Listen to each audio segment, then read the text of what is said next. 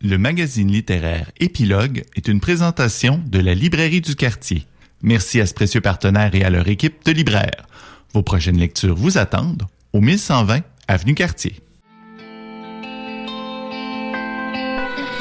Ces jours-ci à l'aborder, on peut voir la pièce La fameuse Femme Québec dans une mise en scène de Nancy Bernier. Et c'est une pièce de Christina Mossini que Josiane Desloges a vue et a lu.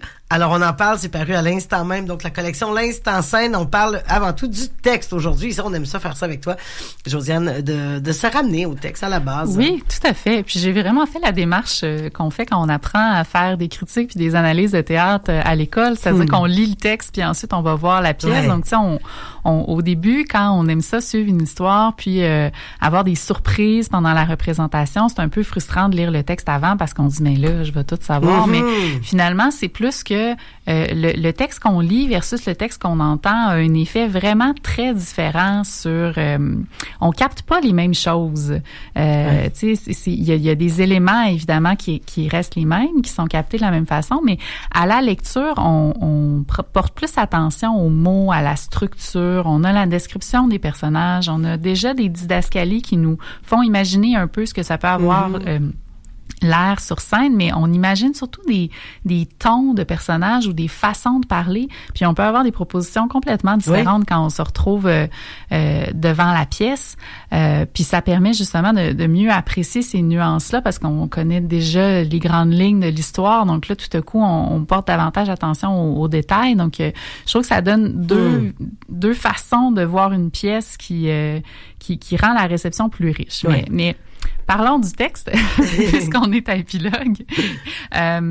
Donc, c'est le deuxième texte de théâtre de Christina Mossini qui a, entre autres, fait du burlesque. Donc, c'est une fille qui a vraiment un intérêt puis une passion pour les arts un peu, je dirais, vintage. Tu sais, puis ça, on retrouve beaucoup ça dans cette pièce-ci, c'est-à-dire un intérêt pour l'époque des cabarets, l'époque des boîtes à chansons.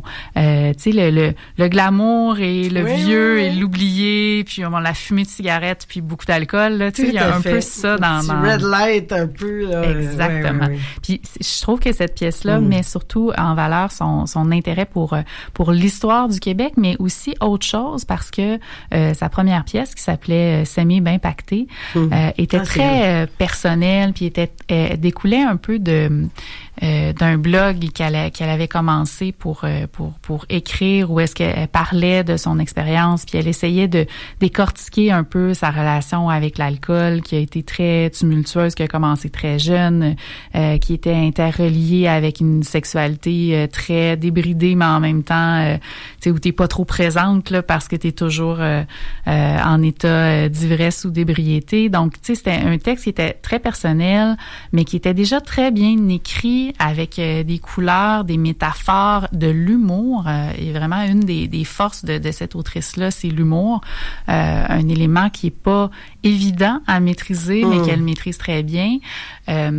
Donc, je comparais ça un peu en musique, quand on fait un premier disque, tu sais, on y va justement, ou en humour, on raconte son histoire, on parle de soi, on se décrit. Puis quand on fait un deuxième spectacle ou un deuxième album, ben souvent, c'est là qu'on a un propos un peu plus social. Oui.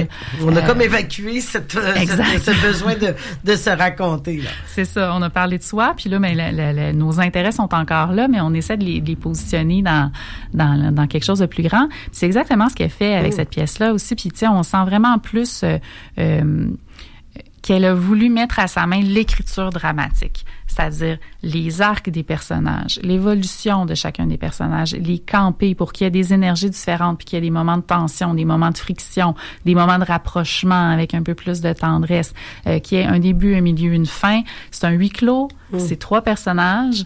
Donc, tu sais, on sent vraiment là, qu'elle a pris les paramètres du théâtre, qu'elle les a choisis et qu'elle a voulu faire quelque chose avec ça. Donc, c'est beaucoup plus dirigé comme écriture puis comme pièce que S'aimer bien pacté, qui était un petit peu plus poétique dans la construction, disons, comme ça.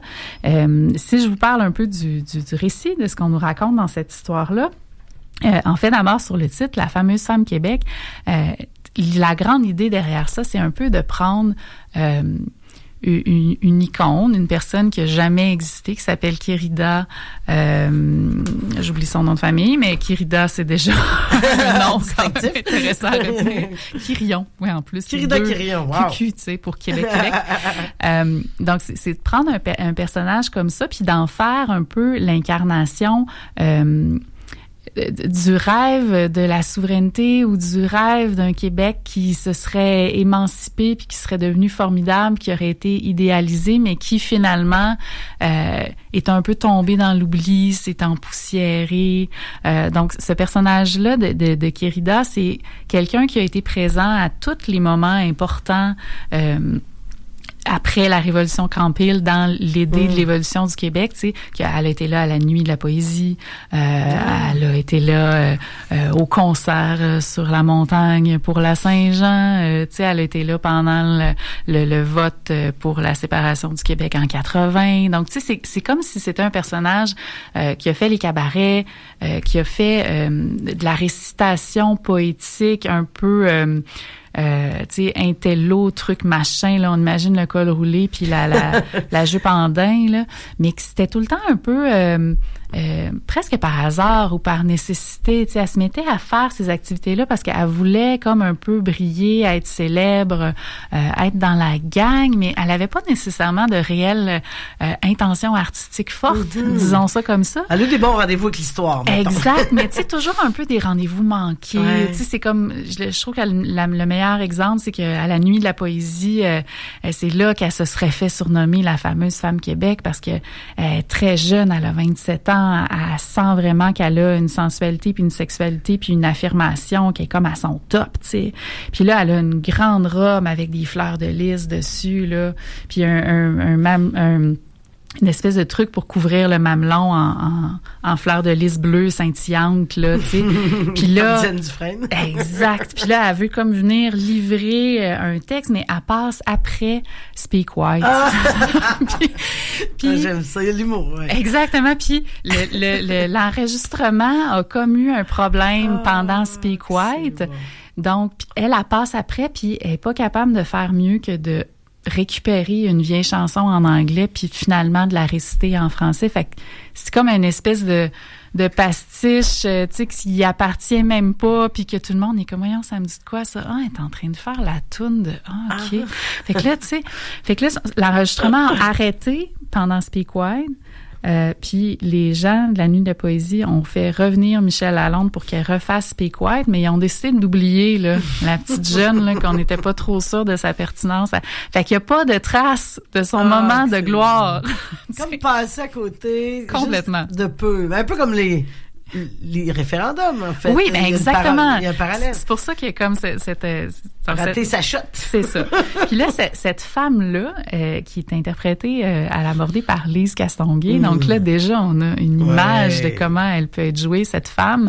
Elle est rendue à un âge plus avancé. Ça fait longtemps qu'elle est plus dans la vie publique, puis tout ça. Puis là, il y a une jeune intervieweuse de la génération Z, là, féministe, là, puis avec bien des principes, là, puis journaliste, mais tu sais, pour MaTV, là. Puis là, elle veut vendre son projet pilote de télévision, puis qu'elle décide, moi, je vais aller interviewer cette femme-là, puis elle va me dire des affaires, puis elle va me dire ce que je veux entendre, puis elle va comme se positionner par rapport à tous les enjeux sociaux d'aujourd'hui. En tout cas, cette personne-là a des attentes démesurées.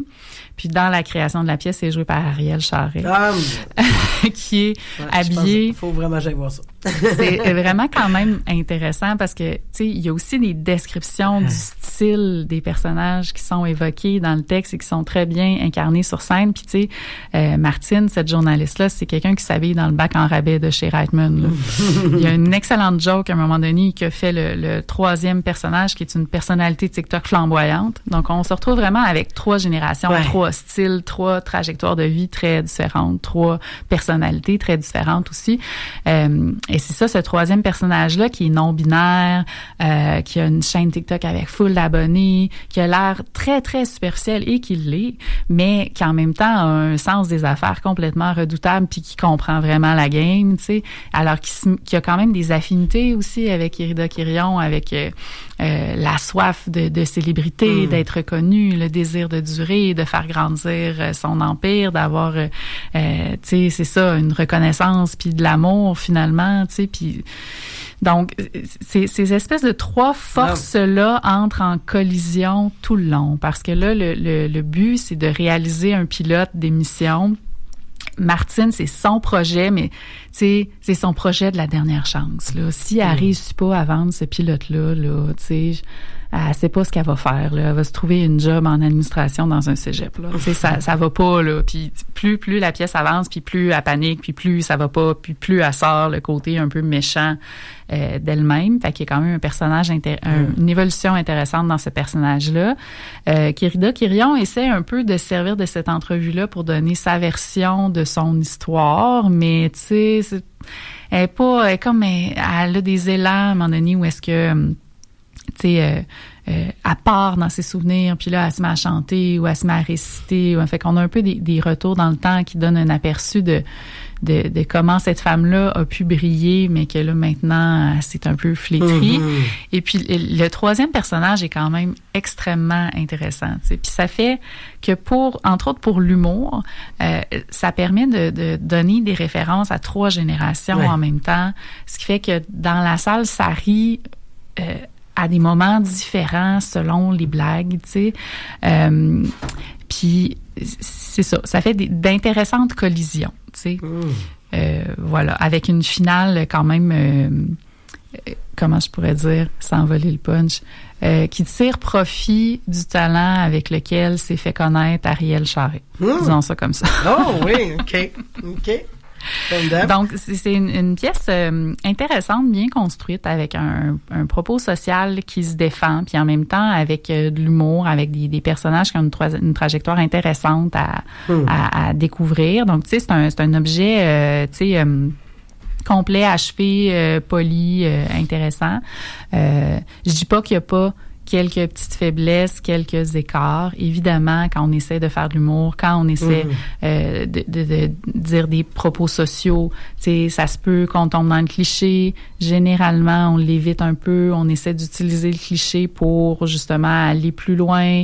Mais tu sais, il y a tout ça quand même là, tu sais, qui est en mouvement là, tu sais, dans le sens qu'on se trouve pas devant une pièce où est-ce qu'à chaque réplique on est comme waouh, j'ai jamais entendu ça, puis j'aurais jamais pensé que ça pouvait aller là. Mais c'est rarement le cas aussi quand on voit une pièce de théâtre, c'est pas nécessairement le but de ce type d'écriture-là, c'est plus que ça vive sur scène, que ce soit incarné, que ce soit porté.